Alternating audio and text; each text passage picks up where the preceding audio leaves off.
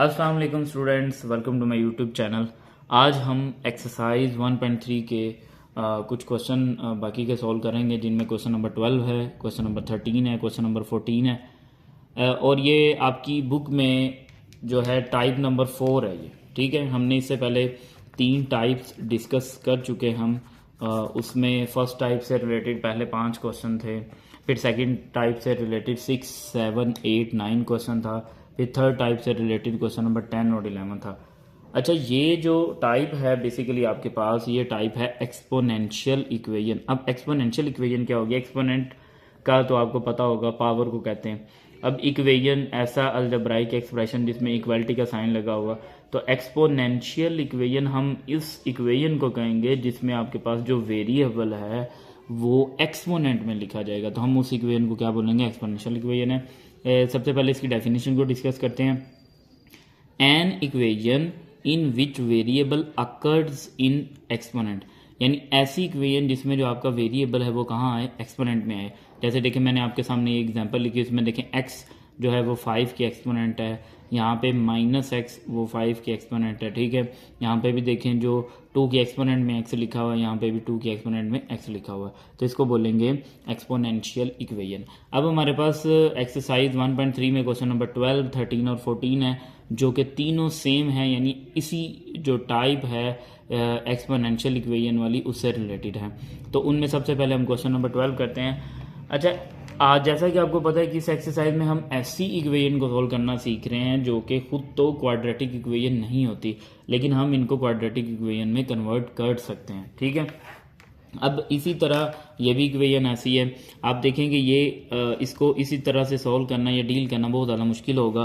तो हम क्या करते हैं जी, इसको जो है क्वाड्रेटिक इक्वेशन में कन्वर्ट करने की कोशिश करते हैं। 4 मल्टीप्लाई, अगर हम इसको सेपरेट कर लें, 2 की पावर 2x सेपरेट कर लिया, मल्टीप्लाई 2 की पावर 1 सेपरेट कर लिया। ठीक है, तो -9 मल्टीप्लाई, ये डॉट मीन डेसिमल नहीं है, यहाँ पे मल्टीप्लिकेशन है, 2 एक्सपोनेंट x + 1 = 0। अब ये जो मैंने सेपरेट किया है ना, ये मैं आपको बता देता हूँ कि मैंने किस रूल के अकॉर्डिंग सेपरेट किया। ये वाला जो स्टेप या हमने पढ़ा हुआ है जी, कि अगर हमारे पास लिखा हो am × an, तो हम इसको लिख सकते हैं ना am + n। और सिमिलरली अगर समीशन की फॉर्म में लिखा हो, यानी am + n लिखा हो, a की एक्सपोनेंट m + n लिखा हो, तो हम इसको लिख सकते हैं a exponent m × a exponent n, यानी सेपरेट करके लिख सकते हैं। ठीक है, तो अब आप देखें कि जो टर्म, अब ये आपको थोड़ा बहुत लग रहा होगा, अगर आपने अच्छे से टाइप 1 की होगी तो ये टाइप 1 जैसा आपको लग रहा होगा। अब टाइप नंबर 1 क्या थी वो थोड़ा सा पहले आपको मैं रफली इधर बता देता हूँ कि टाइप नंबर 1 क्या थी। टाइप नंबर 1 हमने ये पढ़ा था ax2n + bxn + c = 0। हमने टाइप नंबर 1 में ये पढ़ा था कि यहाँ पे जो टर्म होगी उसका आप स्केयर करेंगे तो यहाँ पे लिखा होगा। तो देखें, यहाँ पे कोई ऐसी सिचुएशन नहीं है, 2 की पावर 2x आप उसका स्केयर करेंगे तो ये 2 की पावर 2x नहीं बन रहा है ना, बिल्कुल।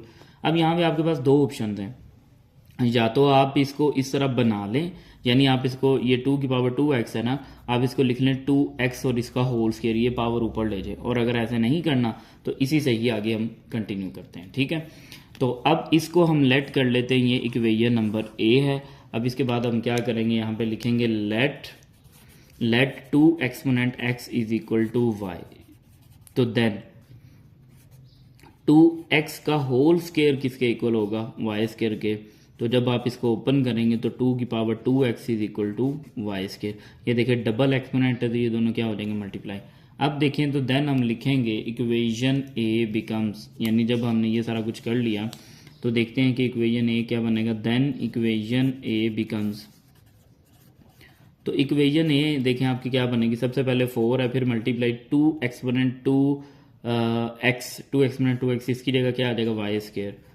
ठीक है, मल्टीप्लाई बाय, नेक्स्ट देखें क्या लिखा है, multiply by 2 -9 multiply 2 exponent x, इसकी जगह क्या आ जाएगा? y + 1 = 0। ठीक है, अब इसको जब सिंप्लीफाई करेंगे हो जाएगा 8y स्केयर -9y + 1 = 0।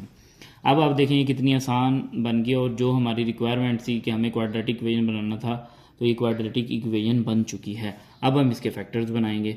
ये देखें, ये नंबर है 8 और ये नंबर है 1। 8 को मल्टीप्लाई करें 1 से तो आंसर आएगा 8। अब 8 के आपने फैक्टर्स बनाने हैं कि उनको आप मल्टीप्लाई करें तो 8 आए, ऐड या सब्ट्रैक्ट करने से -9 आए, -9। तो अब इसके फैक्टर बनेंगे 8 एंड 1, लेकिन मसला ये है कि इनके साथ साइन कौन से आएंगे। अब आपको ये तो पता है कि इन दोनों को ऐड करने से 9 बनेगा, लेकिन ऐड करने के 2 मेथड हैं। इन दोनों के साथ प्लस भी आ सकता है, इन दोनों के साथ माइनस भी आ सकता है, लेकिन इन दोनों से आंसर आएगा +9 और इन दोनों से आंसर आएगा -9। तो ये वाले फैक्टर जो है वो बेहतर है और ठीक है। 8y² -8y -1y +1 = 0। ठीक है, अब इसमें से क्या कॉमन आ जाएगा, 8y कॉमन आ गया, y -1 -1 कॉमन आ गया, y -1, यानी कि यहाँ पे ये माइनस और ये प्लस क्या हो गया जी, माइनस। ठीक है, ये सारी चीज़ें आपको पहले समझाई हुई है, इसलिए मैंने डायरेक्ट लिख दिया। अब आप देखिए यहाँ पे ये जो ब्रैकेट वाला एक्सप्रेशन है क्या हो चुका है, सेम हो चुका है, y -1 और इधर आएगा 8y -1 = 0। तो y -1 = 0, 8y -1 = 0। तो यहाँ से जो हमारे पास आंसर आएगा वो आंसर कुछ यूँ आएगा कि y की जो एक वैल्यू है, वो हो जाएगी y = 1 और दूसरी वैल्यू 8y = 1 एंड y = 1/8। ठीक है, अब हम यहाँ पे क्या करेंगे, यहाँ पे ये करेंगे, इसको पुट कर देंगे, पुट इन इक्वेशन नंबर 1। ये हमारी इक्वेशन नंबर 1 होती है। ठीक है, इसका हमने 1 नाम नहीं रखा था तो अब लिख लेते हैं इसको। इक्वेशन नंबर 1 में जब आप पुट करेंगे तो इसमें देखें क्या लिखा हुआ है, 2 की पावर x = y। ठीक है, अब इसको ज़रा ध्यान से समझिएगा कैसे सोल्व करना। आपको याद होगा 9th क्लास में चैप्टर नंबर 3 लॉगरिथम वाला चैप्टर, जिसमें आप ये करते थे कि जब भी इस तरह के एक्सप्रेशन आते थे या तो आप उनकी एक्सपोनेंट सेम बनाते थे या उनकी बेसिस सेम बनाते थे। तो यहाँ पे जो है हम इसकी बेस सेम बना सकते हैं। कैसे सेम बनाएंगे, 2 एक्सपोनेंट x = 2 की पावर 0। अब ये 2 की पावर 0 कैसे आ गया, हमने पढ़ा हुआ है कि अगर किसी भी रियल नंबर की जो एक्सपोनेंट है वो 0 आ जाए तो उसका आंसर क्या होता है, 1। अब मैंने यहाँ पे 2 ही क्यों लिखा, इस वजह से लिखा कि इस साइड पे भी 2 है ताकि बेसिस सेम हो जाए। अगर ये आपके पास कुछ ऐसा लिखा होता, फॉर एग्जांपल ये 3 की पावर x और इधर लिखा होता 1, तो फिर मैं इस 1 की जगह क्या लिखता, 3 की पावर 0। और अगर इधर 4 की पावर x लिखा होता तो मैं इधर लिखता 4 की पावर 0, यानी अकॉर्डिंग टू सिचुएशन हमने लिखना है। ठीक है, आई होप कि ये स्टेप आपको क्लियर हुआ होगा। अब यहाँ पे देखिए क्या चीज़ सेम है, बेसिस। तो हम यहाँ पे लिखेंगे बेसिस आर इक्वल के बेसिस इक्वल हैं, तो एक्सपोनेंट्स भी क्या हो जाएंगे, इक्वल हो जाएंगे। तो x = 0, ये एक वैल्यू आ गई। ठीक है, अब दूसरा यहाँ से देखें, इसको भी पुट करेंगे, पुट इन इक्वेशन नंबर 1। तो इक्वेशन नंबर 1 में जब हम पुट करेंगे तो ये आपके पास आ जाएगा 2 exponent x = 1/8, 2 exponent x = 1/2 exponent 3। ठीक है, यानी 8 की फैक्टराइजेशन करती, 2 एक्सपोनेंट x = इसको जब ऊपर शिफ्ट करेंगे तो 2 की पावर -3 हो जाएगा, यानी न्यूमिनेटर और डिनोमिनेटर में लिखा हुआ जब न्यूमिनेटर में लेके आएंगे तो ये। अब यहाँ पे भी आप देख सकते हैं क्या चीज़ सेम है, बेसिस। तो हम यहाँ पे लिखेंगे हेयर बेसिस आर सेम, के बेसिस सेम है तो एक्सपोनेंट्स भी क्या हो जाएंगे, सेम हो जाएंगे। तो ये इस तरह से इसका आंसर आ गया और अब हम इसको लिख सकते हैं सोल्यूशन सेट। ठीक है, तो इसको आपने अच्छे से समझ लेना है। नेक्स्ट हम इसका करते हैं क्वेश्चन नंबर 13 एंड 14। हाँ जी, ये नेक्स्ट हमारे पास क्वेश्चन नंबर 13 है। इसमें भी आप गौर से देखें तो जो वेरिएबल है वो एक्सपोनेंट में आया हुआ है, तो इसका मतलब ये क्या है कि ये भी एक्सपोनेंशियल इक्वेशन है। लेकिन एक्सपोनेंशियल इक्वेशन में क्वाड्रेटिक में कन्वर्ट करने के लिए हम सबसे पहले ये करेंगे कि इन सारी टर्म को इधर शिफ्ट करेंगे। तो ये हो जाएगा 3 की पावर 2x + 2, ये टर्म इधर आके माइनस हो जाएगी, -12 × 3 एक्सपोनेंट x + 3 = 0, यानी स्टैंडर्ड फॉर्म में लिख लिया। ठीक है, अब देखिए हम इसको सेपरेट करेंगे, इसकी जो पावर है वो सम की फॉर्म में लिखी हुई है, तो हम इसको किस तरह से लिखेंगे, इस तरह ब्रेक करके, -12 × 3 की पावर x + 3।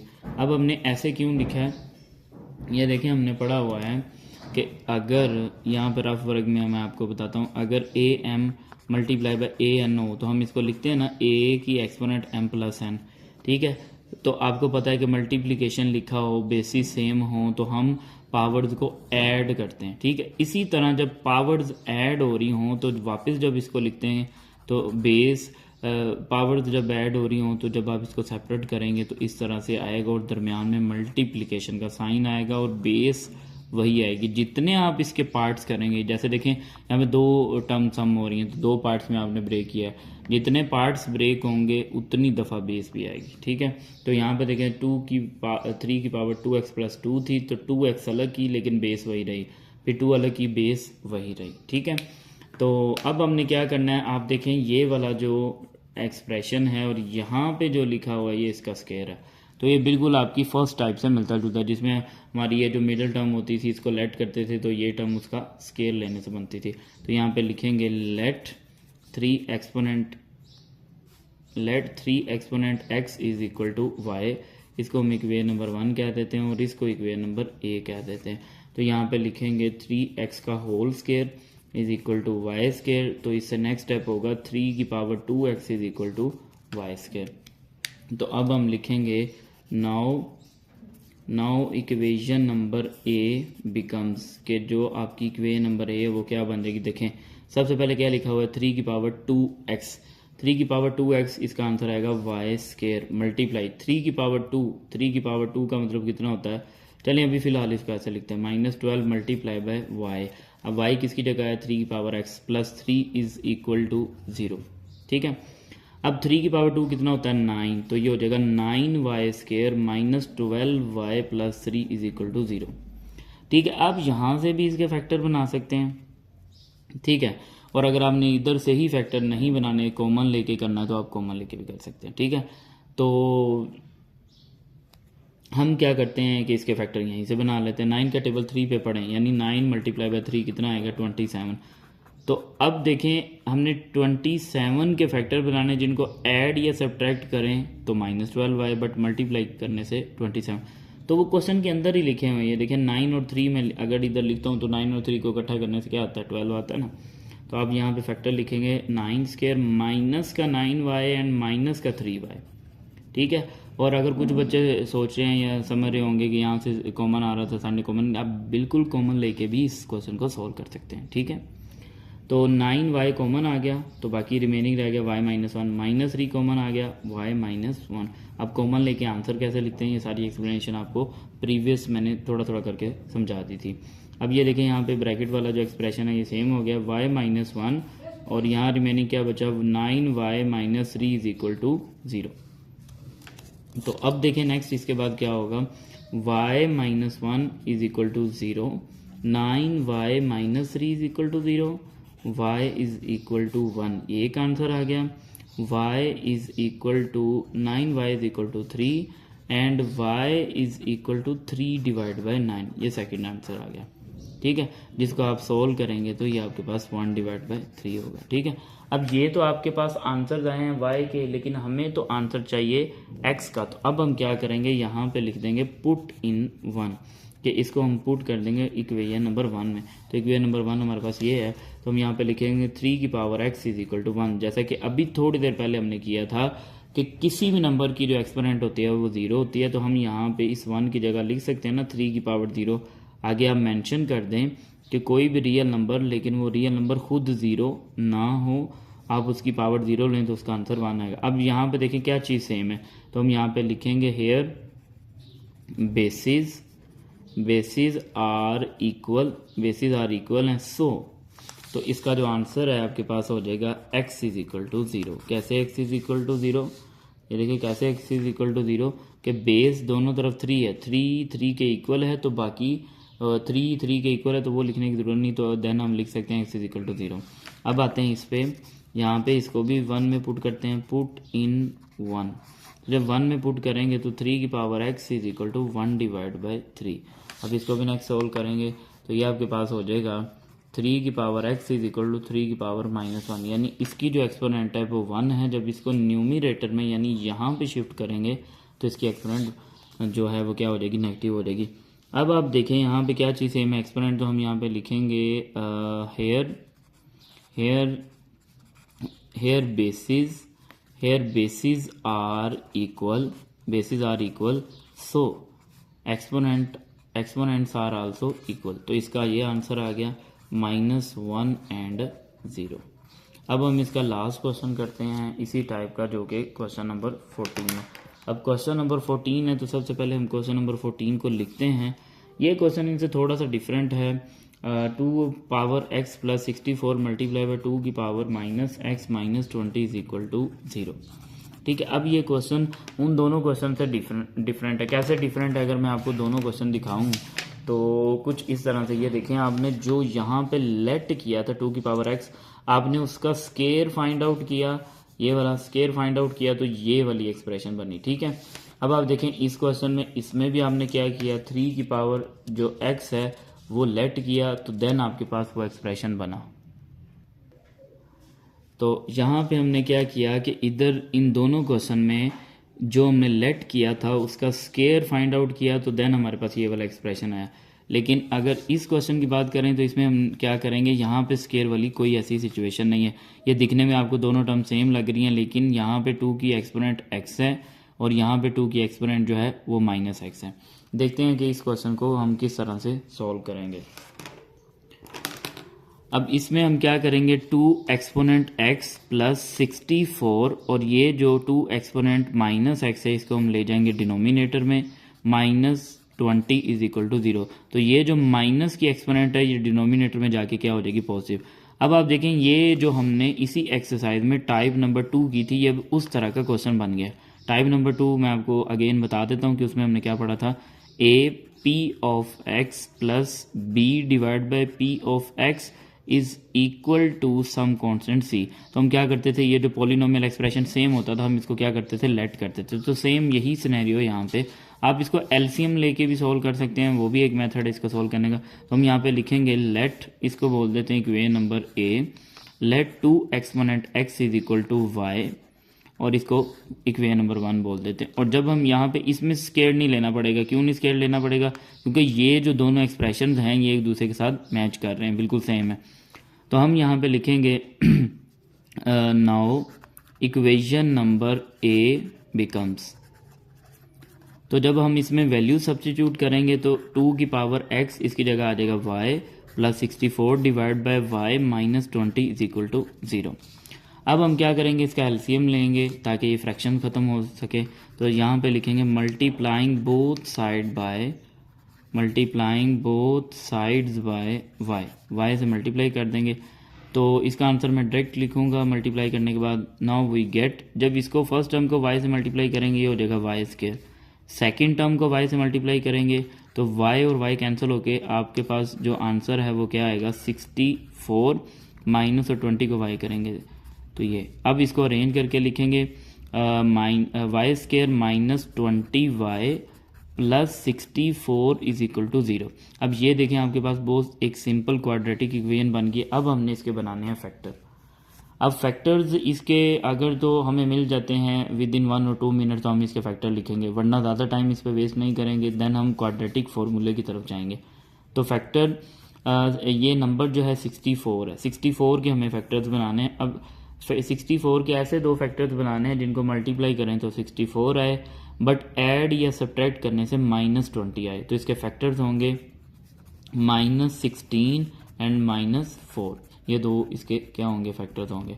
अब इन दोनों को अगर हम देखें तो इन दोनों में से y कॉमन आ रहा है, तो y -16 -4 यहाँ से हम कॉमन ले लेंगे, साइन ये कॉमन आएगा जो यहाँ पे थर्ड टर्म का होगा, 4 और 64 में से जो कॉमन आएगा वो 4 आएगा। तो 4 कॉमन ले लिया तो y, ये माइनस और ये वाला जो प्लस है, ये माइनस और ये वाला जो प्लस है ये मिलके हो जाएंगे माइनस, और 4 का टेबल हम कहाँ तक पढ़ेंगे, 64 आएगा तो 16।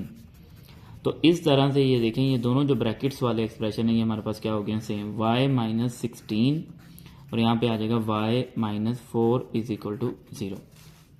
तो जब हम इसको नेक्स्ट सोल्व करेंगे तो y -16 is equal to 0 and y -4 is equal to 0। तो y इज इक्वल टू 16, ये एक आंसर आ गया, and y is equal to 4, ये सेकंड आंसर आ गया। लेकिन ये दोनों जो आंसर हैं हमारे पास आए हैं y के, लेकिन हमें आंसर चाहिए x का। अब हम इन दोनों आंसर्स को बारी बारी इस इक्वेशन में क्या करेंगे, पुट करेंगे। तो यहाँ पे जो है जगह नहीं है हमारे पास, हम इधर इस पेज पे इसको सोल्व करते हैं। तो ये इक्वेशन थी हमारे पास 2 exponent x is equal to y। तो यहाँ पे हम लिखेंगे put y is equal to, first वाला आंसर जो था ये वाला फर्स्ट वाला आंसर 16 है, put y is equal to 16 in equation 1। तो ये हो जाएगा 2 exponent x is equal to 16। ये देखें इक्वेशन नंबर 1 ये थी 2 exponent x is equal to y। तो अब इस 16 को कुछ इस तरह से फैक्टराइज करेंगे कि इसमें 2 आ जाए। तो 16 को हम लिख सकते हैं 2 एक्सपोनेंट 4। तो यहाँ पे आप देख सकते हैं कि बेसिस सेम हो चुकी हैं। अगर बेसिस सेम है तो हम कह सकते हैं एक्सपोनेंट्स भी इक्वल होंगी, ठीक है। अब इसी तरह इसको भी हम इक्वेशन नंबर 1 में पुट करेंगे। नेक्स्ट हम y इज इक्वल टू 4 जो लिखा हुआ है इसको भी पुट करते हैं, y इज इक्वल टू 4 को इसको भी पुट करेंगे। अब इसको देखें किस तरह से पुट करेंगे। इक्वेशन हमारे पास ये थी 2 की power x is equal to y, यानी इधर मैं दोबारा से लिख देता हूँ 2 power x is equal to y, ये वाली इक्वेशन थी। ये यहाँ से अगर मैं आपको दिखाऊं तो ये देखें 2 की power x is equal to y, ये हमारे पास इक्वेशन थी। अब जब इसमें वैल्यूज पुट करेंगे तो यहाँ पे लिखेंगे put y is equal to 4 in equation number 1। तो ये हो जाएगा 2 की power x is equal to 4, 2 की exponent x is equal to 2 की पावर 2। यहाँ पे आप देखें कि एक्सपोनेंट की बजाय बेसिस सेम है, ठीक है। यहाँ पे क्या चीज़ सेम है, बेस सेम है। तो हम कह सकते हैं कि एक्सपोनेंट भी क्या होगी, सेम होगी। यानी अगर आपकी बेसिस इक्वल हों तो देन आप कह सकते हैं कि एक्सपोनेंट्स आर आल्सो इक्वल। तो ये आपके पास आंसर आ गया और इसको हम सोल्यूशन सेट में लिख देते हैं 2 और 4, ठीक है। ये थोड़ा सा जो है तंग करके लिखा हुआ है, आई होप कि आपको ये चीज़ें समझ आ गई होंगी। ये जो है क्वेश्चन नंबर 14 जो हमने लास्ट पे किया था, ठीक है। तो आज का लेक्चर जो है हमारा यहाँ पे कंप्लीट होता है। आई होप कि आपको ये सारी चीज़ें अच्छे से क्लियर हुई होंगी। नेक्स्ट लेक्चर में हम इंशाल्लाह बाकी के जो क्वेश्चन करेंगे 1.3 के, और उसके बाद फिर हम एक्सरसाइज 1.4 पे मूव करेंगे। तो आज का लेक्चर हमारा यहाँ पे कंप्लीट होता है। अगर आपको मेरा काम, मेरी वीडियोस अच्छी लगती हैं तो वीडियो को ज़रूर लाइक करें और अपने दोस्तों के साथ भी ज़रूर शेयर करें। और अगर आप मेरे चैनल पे न्यू हैं तो चैनल को भी सब्सक्राइब करें। अल्लाह हाफिज़। इंशाल्लाह नेक्स्ट वीडियो में नेक्स्ट क्वेश्चन के साथ हाजिर होंगे।